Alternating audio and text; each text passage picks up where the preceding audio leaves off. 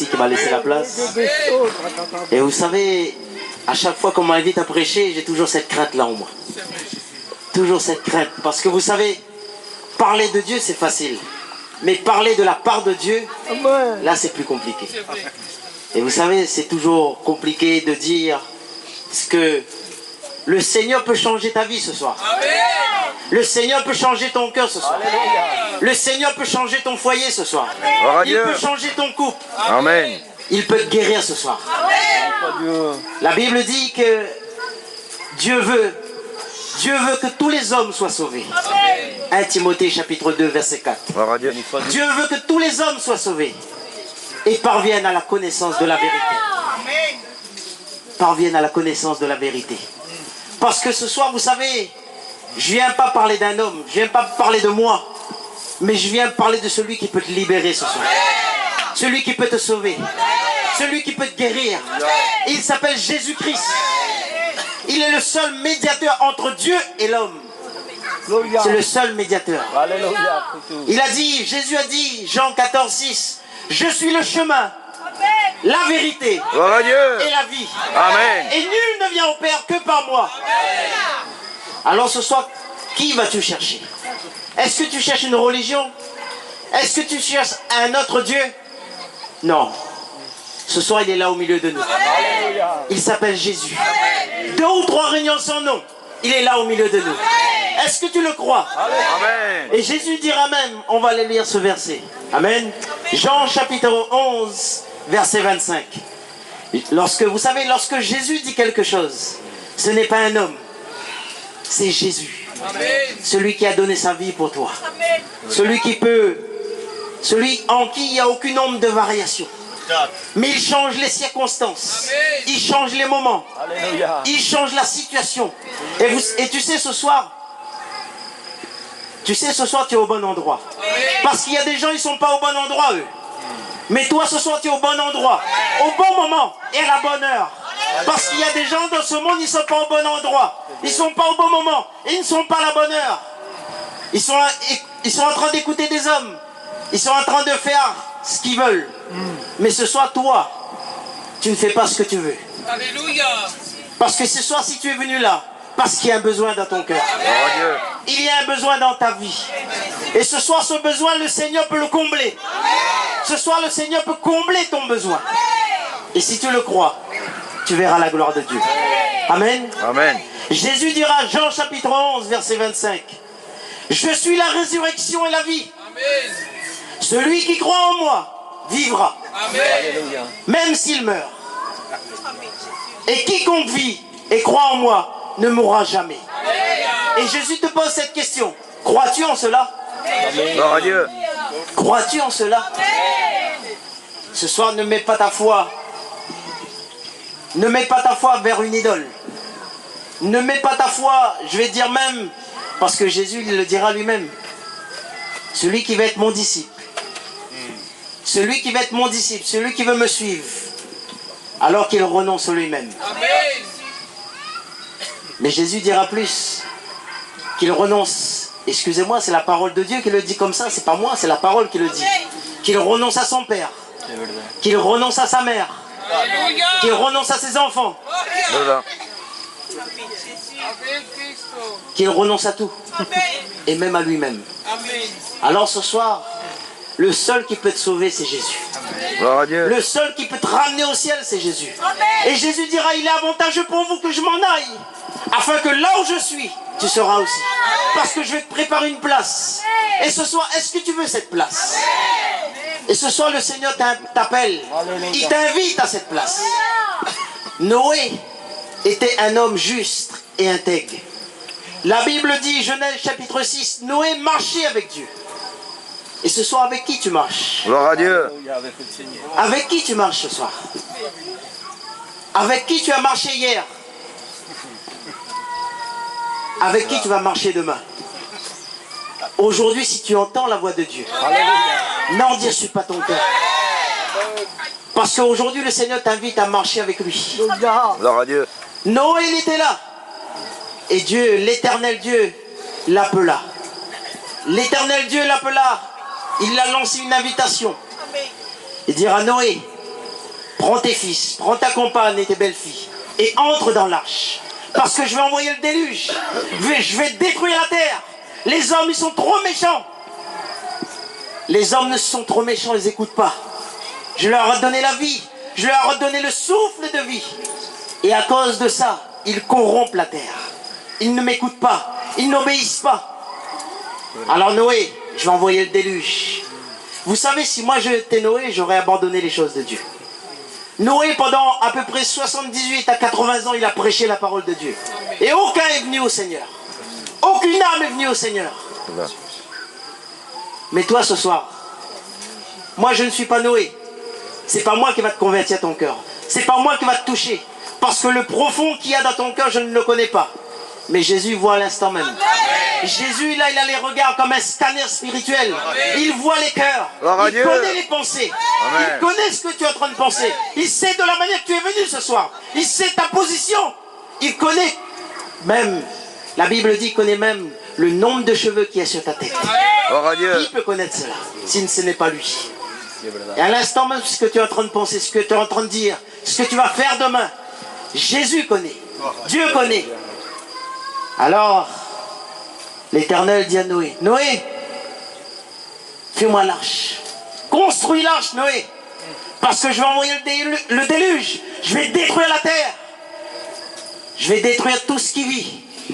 Et vous savez ce qui s'est passé? On va le lire ensemble. Vous savez ce qui s'est passé? Genèse, chapitre 7, verset 21. Lorsque le déluge est arrivé, lorsque tout a été détruit, la Bible dit, tout ce qui mouvait sur la terre périt. Tant les oiseaux que le bétail et les animaux. Tout ce qui rampait sur la terre et tous les hommes. Tout ce qui avait respiration, souffle de vie dans ses narines et qui était sur la terre sèche, mourut. Tous les êtres qui étaient sur la surface de la terre furent exterminés. Depuis l'homme jusqu'au bétail, aux reptiles et aux oiseaux du ciel, ils furent exterminés de la terre. Il ne restera que Noé et ceux qui étaient avec lui dans l'arche. Il ne restera que Noé et ceux qui étaient avec lui dans l'arche. Et ce soir, vous savez, on est comme dans une arche ce soir. C'est vrai, là on est là. On est à la réunion, on est à l'église. Les frères, il a dit tout à l'heure, l'église c'est nous. L'église c'est toi mon frère, ma soeur. On est là. Mais est-ce que tu as déjà pensé ce qui va se passer lorsque Jésus revient? Parce qu'il a dit, il ne va pas détruire la terre comme l'eau, avec de l'eau, comme au temps de Noé. Mais il va le détruire avec le feu. Ça veut dire que ça va être pire, mes frères et sœurs. Ça veut dire que ce soir, tu as l'opportunité. Et le Seigneur te fait grâce, comme Noé, de construire ton arche. De construire dans ton foyer, dans ton couple. De réellement donner ton cœur à Dieu. De réellement, si tu es rétrograde, de revenir au Seigneur. De réellement construire avec Dieu. Parce que vous savez, on ne construit pas avec un homme. On ne construit pas avec une mission. On ne construit pas avec un comité. Je ne demande pas aux anciens, on ne construit pas avec les anciens. Mais on construit avec Jésus. Et la main de Jésus, lui, il ne te lâchera jamais. Parce que lui, chaque jour, il est en la main. Il te dit, mon frère, viens. À chaque réunion, il te dit, viens mon frère. Il te dit, viens ma soeur. J'étends mes mains vers toi. Qu'est-ce que tu attends pour prendre une décision? Qu'est-ce que tu attends pour prendre position devant moi? Ne doute pas ce soir. Ne doute pas. Ce soir, nous ne devons pas douter. Vous avez entendu les témoignages. Moi, je ne connaissais pas leurs témoignages. À part ma compagne, bien sûr. Mais ce soir, ne doute pas ce soir. Ne doute pas. Laisse le Seigneur agir. Laisse le Seigneur faire. Jésus dira, dans Apocalypse 3:20, on le connaît tous. Les serviteurs, combien de fois ils vous ont prêché ça? Il se tient à la porte. Et il frappe. Si tu ouvres ton cœur, il se fera le plaisir d'entrer. Parce que le Seigneur, lui, il est poli. Il va frapper. Mais si tu n'ouvres pas, il ne rentrera pas. C'est comme si moi je viens chez toi. Je frappe à ta porte. Mais tu m'ouvres pas. Ben je rentre pas. Mais si tu ouvres, ben je rentre bien sûr. Ah mon frère, ça va? Bien sûr, tu vas m'offrir un café. Et le Seigneur, il est pareil. La Bible dit, il va souper avec toi. Gloire à Dieu. Et lorsqu'il s'assied avec toi, lorsqu'il s'assied à ta table, il est là et il t'écoute. Il t'écoute. Mon frère, qu'est-ce qui se passe? Ma soeur, qu'est-ce qui se passe? Tu as des problèmes, je peux les résoudre. Tu es malade, je peux te guérir. Ta situation ne va pas, moi je peux le régler. Gloire à Dieu. Ce soir, confie-toi en Jésus. Amen. Crois seulement et tu verras la gloire de Dieu. Alléluia. Amen. Amen. Vous savez, il y a des hommes, eux, ils ne connaissaient pas le Seigneur Jésus. Lorsqu'on regarde la situation de cet homme qui était lépreux, Matthieu chapitre 8, Jésus descend de la montagne. Il fallait que Jésus descende pour que le miracle puisse se faire. Si Jésus était resté sur la montagne, le miracle ne se faisait pas. Et Jésus est descendu de la montagne. Et ce soir, le Seigneur, il est là. Il va descendre peut-être peut-être ce soir, il va te visiter d'une manière que toi, tu n'as jamais ressenti. Comme ma compagne, elle a dit tout à l'heure, ma belle-sœur plutôt, elle a dit, moi, j'avais jamais ressenti l'Esprit de Dieu. Et moi, j'étais pareil, j'avais jamais ressenti l'Esprit de Dieu. Mais tant qu'il ne descendait pas, je ne pouvais pas le ressentir. Et tant que je n'ouvrais pas mon cœur, je ne pouvais pas le ressentir. Alors ce soir, tu as une chose à faire. Ouvrir ton cœur. Et lorsqu'il voit que ton cœur il est ouvert, il va descendre. Il va descendre. Et lorsqu'il va rentrer, ben laisse-moi te dire, comme ce lépreux, Seigneur, la Bible dit, il s'est jeté aux pieds du Seigneur. Il s'est jeté. Pourtant cet homme, sa situation ne pouvait pas. Un lépreux, vous savez, un lépreux, lui, il était jeté hors dehors. Il ne pouvait pas avoir de contact avec les gens. Parce que sa situation, lui, ne pouvait pas. Il était jeté hors de la famille, hors du contact. Mais le Seigneur, lui, il n'a pas regardé à la maladie. Il n'a pas regardé sa situation. Comme ce soir, le Seigneur ne regarde pas de telle manière tu es venu, mais il regarde ton cœur. Ce qu'il te demande ce soir, c'est ton cœur. Il ne te demande pas ta richesse. Il ne te demande pas ton matériel. Il ne te demande pas ta maison. Il ne te demande pas tout ce que tu as. Non, il te demande ton cœur. Parce que le principal, c'est le cœur. Parce que vous savez, le cœur et l'âme, ça fonctionne pareil. Les deux, c'est à peu près pareil. Parce que dans notre âme, il y a des sentiments, comme dans notre cœur. Et ce soir, si tu tournes tes sentiments vers Jésus, si tu tournes tes regards, comme les sœurs ont dit tout à l'heure, vers Jésus, alors lui va entrer. Amen. Et lorsque Jésus entre, il y a un impact qui se fait. Amen. La guérison, la maladie s'en va. Amen. La libération se fait. Amen. La paix vient. Amen. Parce que Jésus dira, je donne la paix. Pas comme le monde donne, mais la vraie paix. Amen. Et cette paix, ce soir, tu as besoin de cette paix. Amen. Cette paix, tu as besoin, ma soeur. Amen. Mon frère, tu as besoin de cette paix. Tu as besoin. Amen. Et le Seigneur ce soir te dit, viens. Amen. Viens tel que tu es. Alléluia. Il te lance cette invitation. Vous connaissez tous. Venez à moi, vous tous qui êtes fatigués et chargés. Et je vous donnerai du repos. Amen. Quel repos tu as besoin ce soir? Amen. Quel est le repos que tu as besoin? Quel est le repos que tu as besoin ce soir? Ce soir, ton âme a besoin du repos. Amen. Un repos éternel. Parce que vous savez, nous, les frères et sœurs, notre espérance, elle n'est pas ici-bas. Elle est là-haut dans le ciel. Gloire à Dieu. Un jour, un homme, il arrive à la porte du ciel. Et c'était l'apôtre Pierre qui était là. Et l'apôtre Pierre lui dit, pour entrer au ciel, il te faut 100 points. Dis-moi, qu'est-ce que tu as fait dans ta vie chrétienne?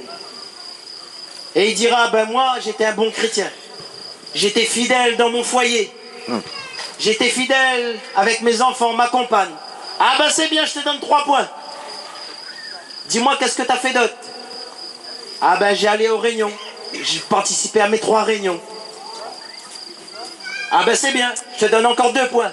C'est tout, ben avec ça, j'irai jamais au ciel. Je rentrerai jamais au ciel. Ben dis-moi, qu'est-ce que tu as fait d'autre? Ah ben je donnais la dîme. J'aidais les pauvres.